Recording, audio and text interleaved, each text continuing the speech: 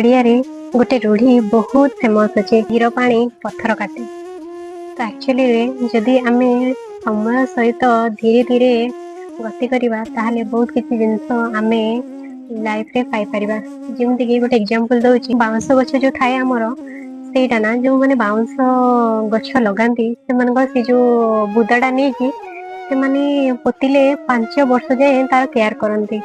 Daily जिबे पानी देबे daily जिबे पानी देबे किंतु सेटा गोटे दिन 2 दिन रे केबे पॉसिबल हुएनी। से जे कि 5 वर्ष ताको खाद्य दियंती पानी दियंती सार दियंती सब किछि देला परे जाई कि रेगुलर बेसिस पे केयर कला परे जे कि सेटा धीरे धीरे ग्रोथ हवा स्टार्ट करे। आ जते ग्रोथ हुए ना सेटा एका थरे पूरा लंबा हो जाए कारण बाउंस गछ पूरा सीधा पूरा बहुत स्पीड रे से माने ग्रोथ करंती।